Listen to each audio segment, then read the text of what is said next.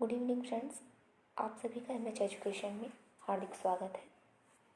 आज मैं आप सबको कुछ इम्पॉर्टेंट होम साइंस के क्वेश्चंस को कराऊंगी जो कि आपके टीजीटी पीजीटी की आगामी परीक्षा में काफ़ी हेल्पफुल होंगे। चलिए हम सब स्टार्ट करते हैं आज के प्रैक्टिस सेट को। हमारा पहला क्वेश्चन है, विटामिन ए की कमी से होने वाली बीमारी रतौंधी को अन्य किस नाम से जाना जाता है? विटामिन ए की देखिए, ये जो दिया हुआ है निकट दृष्टि दोष, दूर दृष्टि दोष, ये सभी बीमारियां जो हैं ये आँखों की बीमारी है। लेकिन इसमें पूछा गया विटामिन ए की कमी से कौन सी बीमारी होती है, तो इसमें निक्टोलोपिया जो है आपके सही आंसर हो जाएगा। ठीक है फ्रेंड्स, हम लोग दूसरे क्वेश्चन पे चलते हैं। एनीमिया रोग किस विटामिन की कमी के कारण होता है? हम सभी जानते हैं विटामिन B12 की कमी से, विटामिन B12 की कमी से एनीमिया रोग होता है। नेक्स्ट क्वेश्चन है, किस विटामिन की कमी से मानसिक विकार, मंदबुद्धि और पेलेग्रा नामक रोग होता है?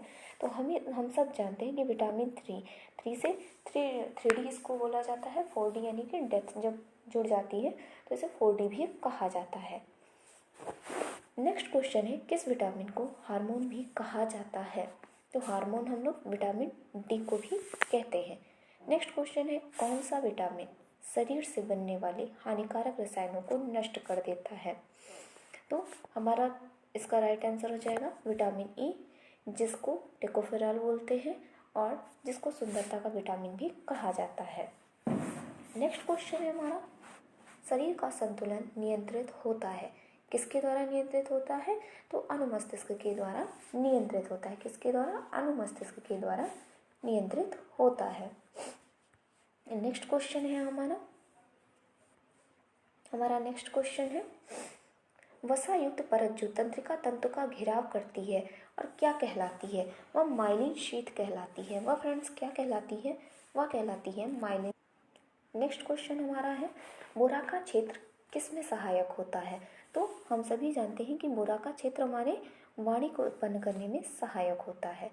नेक्स्ट क्वेश्चन है, खाद्य सुरक्षा व मानक अधिनियम किस वर्ष लागू हुआ था? तो यह लागू हुआ था 2006 में। नेक्स्ट क्वेश्चन है, कपाल तंत्रिकाओं की संख्या होती है? कपाल तंत्रिकाओं की संख्या 8 होती है। कितनी होती है? 8 होती है। नेक्स्ट क्वेश्चन है, मस्तिष्क की तीनों झिल्लियों को एकत्रित रूप से क्या कहते हैं? तो इसको हम लोग संयुग्मन कहते हैं। ठीक है फ्रेंड्स, इसको हम क्या कहते हैं? संयुग्मन कहते हैं। कशेरु रज्जु से कितनी जोड़ी तंत्रिकाएं निकलती हैं? इसका आंसर होगा 31, यानी कि 31 जोड़ी कोशिकाएं तंत्रिकाएं निकलती हैं। नेक्स्ट क्वेश्चन है, तंत्रिका तंत्र के भाग कौन कौन से हैं? तो ये जो तीनों दिए हुए हैं ये तंत्रिका तंत्र के भाग हैं। इसका आंसर हो जाएगा सभी। इसका आंसर हो जाएगा सभी। इसका आंसर सभी हो जाएगा। ठीक है, नेक्स्ट क्वेश्चन की तरफ चलते हैं। संवेगों को प्रकट करने वाली ग्रंथि कौन सी है? तो हमारी संवेगों को प्रकट करने वाली हाइपोथैलेमस, इसको हाइपोथैलेमस कहते हैं। ठीक है, मस्तिष्क की गतिविधि दर्ज करने के लिए किसका प्रयोग किया जाता है? तो मस्तिष्क की, जैसे हृदय के लिए ईसीजी का प्रयोग किया जाता है, ठीक उसी तरीके से मस्तिष्क की गति के लिए ईईजी का प्रयोग किया जाता है। ठीक है, नेफ्रोलॉजी किसके अध्ययन के लिए प्रयोग किया जाता है? तो नेफ्रोलॉजी जो हमारा है वो वृक्क के लिए, नेफ्रॉन होते हैं ना वृक्क में, किडनी में, तो वृक्क को ही किडनी भी कहा जाता है, गुर्दा भी कहा जाता है, ये ध्यान रखिएगा। नेक्स्ट क्वेश्चन है, हृदय का अध्ययन किया जाता है? हृदय का अध्ययन कार्डियोलॉजी के द्वारा किया जाता है। इसको क्या कहते हैं? कार्डियोलॉजी। ठीक है, मानव शरीर के किस अंग में स्वतः प्रत्यारोपण की क्षमता पाई जाती है? तो वो हमारा लीवर होता है। कहा जाता है कि लीवर को अगर छोटे छोटे कई टुकड़ों में विभाजित कर दिया जाए तो वो पुनर्निर्माण की क्षमता रखता है। नेक्स्ट क्वेश्चन है, मानव शरीर में पुनर्निर्माण की क्षमता नहीं होती है, तो वो है हमारा मस्तिष्क। मस्तिष्क में नहीं होती है। नेक्स्ट क्वेश्चन है हमारा, टोन्ड मिल्क में वसा की मात्रा कितनी होती है? टोन्ड मिल्क यानी कि जिसमें फैट नहीं होता है, ठीक है, लेकिन फिर भी उसमें फैट की मात्रा थोड़ी बहुत तो होती ही है, तो वो कितने प्रतिशत होती है? तो 3% मानी गई है। नेक्स्ट क्वेश्चन है हमारा, नेक्स्ट क्वेश्चन है हमारा, स्कूल और समाज नामक पुस्तक के लेखक कौन है? तो इसके लेखक है जॉन डेवी। नेक्स्ट क्वेश्चन है, कोही ऊन किस प्रकार की ऊन कहलाती है? तो हमारी जो गंदी और उलझी हुई ऊन होती है ये हमारी कोही ऊन कहलाती है। इसका राइट आंसर डी हो जाएगा, इसका राइट आंसर डी हो जाएगा। नेक्स्ट है, प्लेवे नामक पुस्तक के लेखक कौन है? तो प्लेवे नामक पुस्तक के लेखक हेनरी फॉल्टवेल है, हेनरी फॉल्टवेल है। नेक्स्ट क्वेश्चन है, एनिमल इंटेलिजेंस किसकी पुस्तक है? एनिमल इंटेलिजेंस किसकी पुस्तक है? तो यह थॉर्नडाइक की पुस्तक है। नेक्स्ट क्वेश्चन है, प्राकृतिक जगत का सबसे छोटा रेशा कौन सा है? तो हमारा प्राकृतिक जगत का सबसे छोटा रेशा कपास है। अगर वनस्पति जगत का सबसे छोटा रेशा पूछा जाता है, सॉरी, प्राणी जगत का जो सबसे छोटा रेशा पूछा जाएगा तो आपका ऊन आएगा। ठीक है, क्या आएगा? आपका ऊन आएगा। नेक्स्ट क्वेश्चन है, टाइम्स ऑफ मेन किसकी रचना है? टाइम्स ऑफ मेन किसकी रचना है? तो ये स्प्रिंगर की रचना है। नेक्स्ट क्वेश्चन है, अ माइंड डेट फाउंडेस्ट रॉल्फ किसकी पुस्तक है? तो नेक्स्ट क्वेश्चन है नेक्स्ट आंसर, इसका आंसर है C.W. Beers, C.W. Beers. A mind that founded रॉल्फ किसकी पुस्तक है? इसके रचयिता हैं C.W. Beers, C.W. Bears. Next question है हमारा, पुष्प सज्जा में सहायक कॉक किसे कहते हैं? तो इसका सही आंसर है pin point holder, pin point holder. हम नेक्स्ट क्वेश्चन की तरफ बढ़ते हैं। बाल चिंतन की भाषा किसकी रचना है? तो आप सभी जानते हैं कि बच्चों के ऊपर किसने सबसे ज़्यादा रिसर्च की है? तो पियाजे ने रिसर्च की है। ठीक है, ए डायनेमिक थ्योरी ऑफ पर्सनैलिटी किसकी रचना है? तो ये कर्ट केविन ने, फ्रेंड्स यहाँ पे लेविन होगा। ठीक है, ये थोड़ा सा रिटन मिस्टेक हो गई है,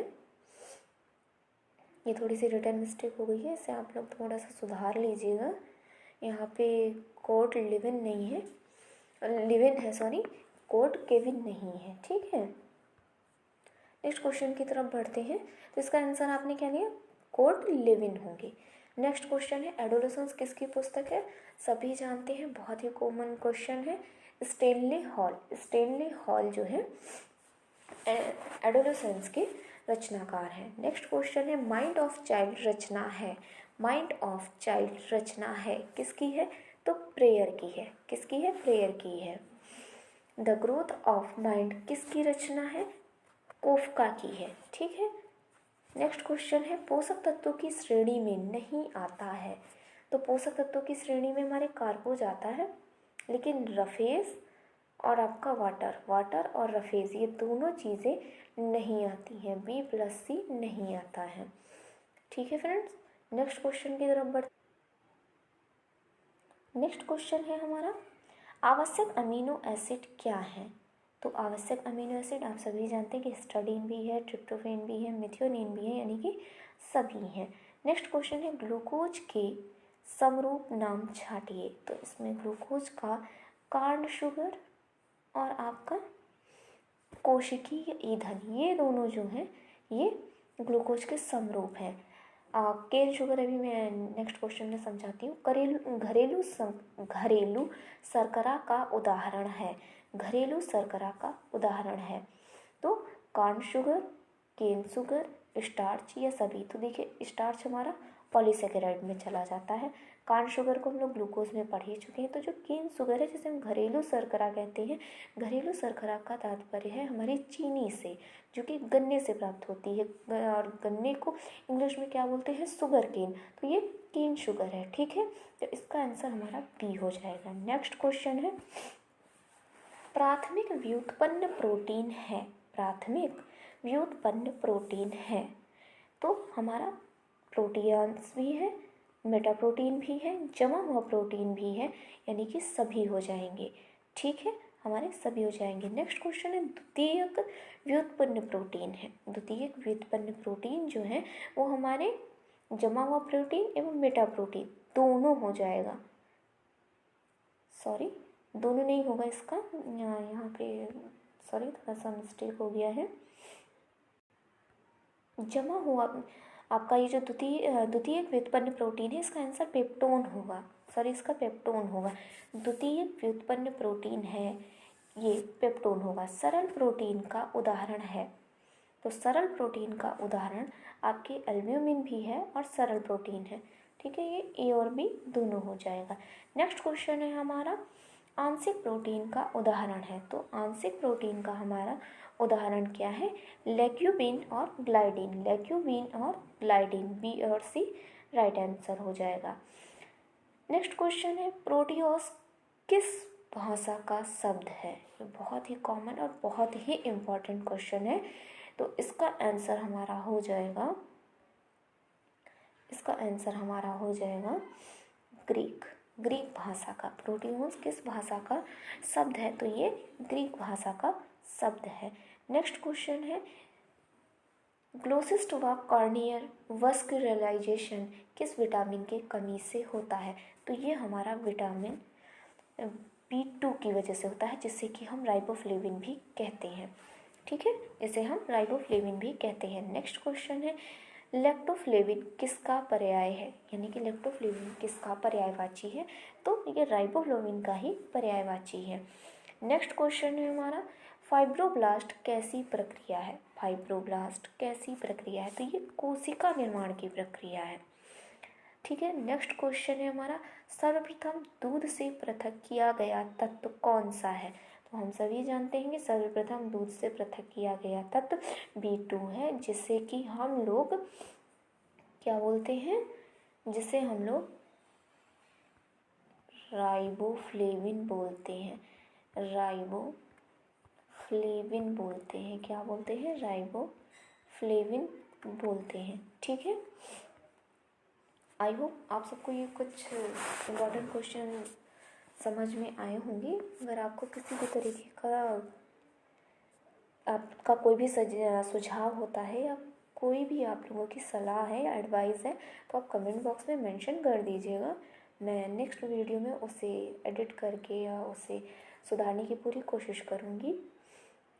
अगर आप लोग कहेंगे तो इस सीरीज़ को हम आगे भी कंटिन्यू करेंगे। अभी मैंने 85 क्वेश्चन कराए हैं, धीरे धीरे हम लोग टॉपिक वाइज और अदर क्वेश्चंस टॉपिक वाइज भी लेके आएंगे, मिक्स भी लेके आएंगे और एग्ज़ाम तक हम ढेर सारे क्वेश्चंस को सॉल्व करेंगे। आप सबको ये मेरा प्रयास कैसा लगा है कमेंट करके ज़रूर बताइएगा। और अगर आपको ये मेरा प्रयास बहुत अच्छा लगता है तो मेरे चैनल को लाइक, शेयर एंड सब्सक्राइब करना ना भूलें। धन्यवाद।